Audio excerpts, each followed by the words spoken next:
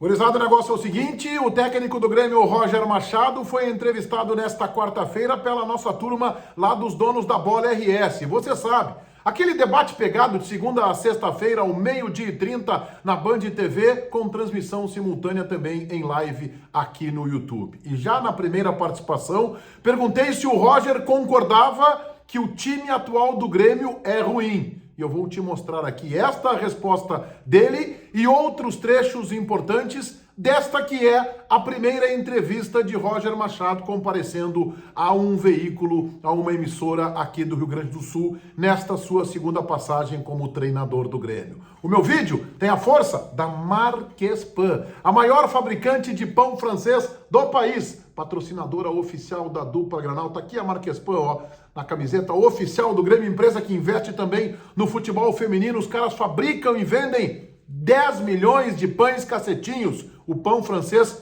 todos os dias, diariamente 10 milhões. Eu rodo a vinheta e na volta eu te mostro um resumo de como foi a entrevista de Roger Machado nos Donos da Bola RS.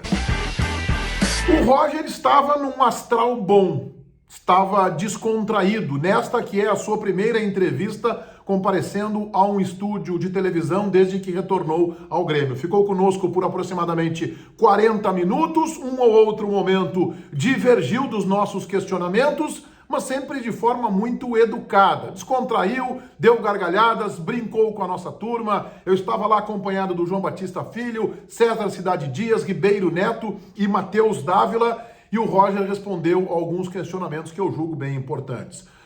Falou da expectativa da torcida, abre aspas, o torcedor queria ver o time de 2015, fecha aspas. Abre aspas ainda para Roger, neste momento não é possível fazer aquilo. Segue o Roger, na segunda divisão a bola não para no meio campo, ou seja, o jogo é de muita transação. E aí ele citou o Maicon e fez um elogio ao Maicon, ele fez assim, olha, um meia participa de um jogo normalmente entre 70 a 80 vezes. 70 a 80 vezes um meia participa do jogo. Às vezes 90. O Maicon tinha por característica participar 140, 150 vezes. Vejam que taxa de participação impressionante tinha o Maicon enquanto atleta. Falou das dificuldades da Série B, disse que Vasco e Cruzeiro já se adaptaram à segunda divisão. E aí eu fiz um questionamento bem direto para o Roger. Aliás, foi já na abertura do programa, foi a minha primeira pergunta para o Roger, e eu vou te mostrar agora como foi isso. Você concorda que o time do Grêmio é ruim? Óbvio que não, né?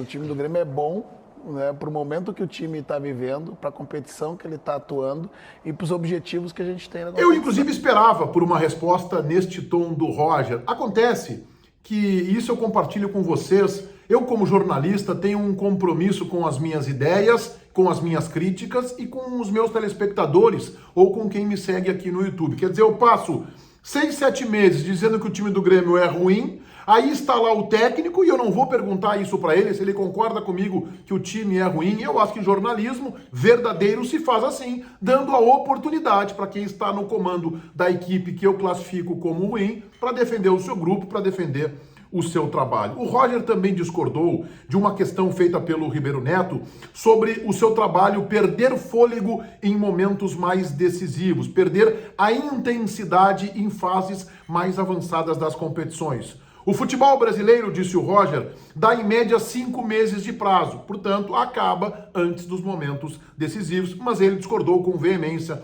desta manifestação que o Ribeiro colocou no programa, que na verdade são críticas, inclusive, não só no Rio Grande do Sul, mas no centro do país. Aliás, o Roger disse que na Bahia e em Salvador recentemente foi questionado justamente sobre este aspecto.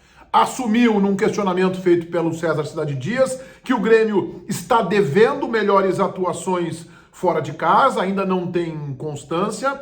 Pensa que a crítica, foi num questionamento do JB, também é forte no trabalho dele, porque é uma crítica retroativa. E aí ele citou o rebaixamento, que machuca, que fere a torcida, que fere o clube, e ele também acha que está pagando uma conta pelo Grêmio ter sido rebaixado. Projetamos 2023, a próxima temporada, lembrando, o Grêmio tem uma eleição pela frente, e eu questionei o Roger se ele tem vontade de ficar, porque a gente ouve falar do movimento dos candidatos, né, nomes especulados, como o do Renato, o do Juan Pablo Vojvoda, o argentino que comanda o Fortaleza, e o Roger disse assim, olha, eu não posso te responder isso porque tem uma eleição pela frente. Mas na resposta dele, ele falou do quanto se sente em casa trabalhando no Grêmio, citou inclusive que foi levado para o clube pelo meu colega de debate, César Cidade Dias, que à época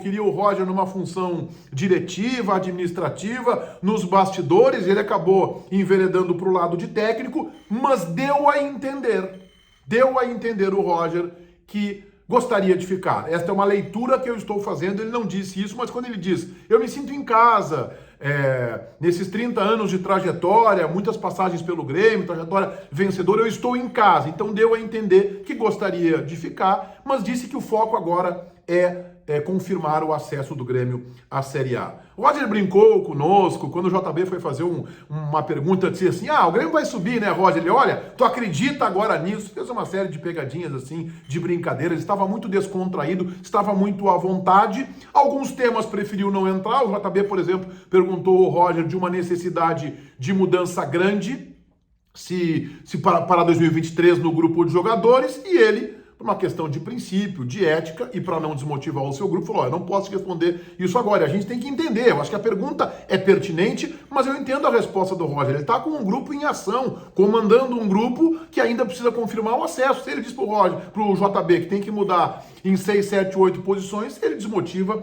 o seu próprio grupo, mas eu também entendo o questionamento. E aí teve uma questão muito interessante feita pelo Matheus Dávila, porque o ex-técnico do Grêmio, Thiago Nunes, concedeu uma entrevista, eu fiz um vídeo aqui no meu canal sobre isso, dizendo que quando chegou lá, falou que não era mais profissional, que os jogadores iam praticar futevôlei como atividade complementar, já que não trabalhavam bem fisicamente, deu uma ideia de desordem.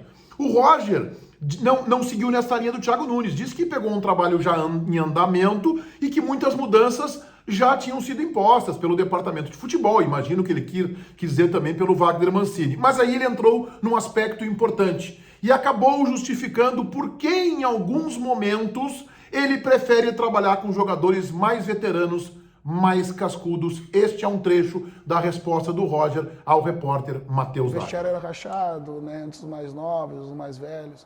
O que a gente precisa entender, e eu falei muito isso, né, talvez fosse para passar uma mensagem, né, diz que o jovem ele era a nossa esperança, não era a nossa solução, né, porque o grupo do Grêmio era um grupo muito jovem, né, com uma expectativa muito grande, e a gente sabia que o peso de uma segunda divisão ia ser muito grande para os ombros daqueles meninos.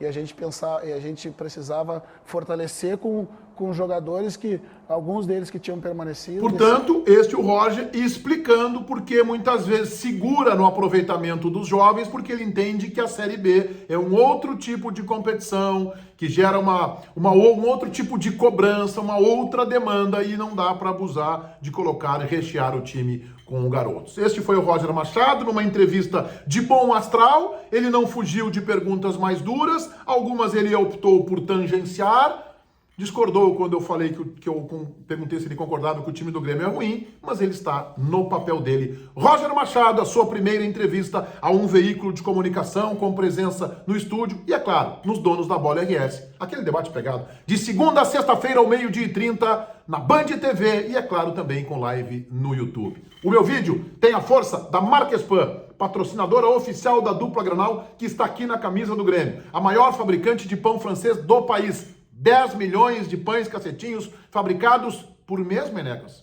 Por semana? A cada 2 dias? Não, a cada 24 horas. Os caras fabricam e vendem 10 milhões do pão francês dia após dia. Os caras são gigantes. Se inscrevam no meu canal, ativem as notificações ali no sininho e se gostarem dos meus vídeos, deixem um like. Todo mundo bem-vindo nos comentários. Feitoria gurizada! Vai um abraço.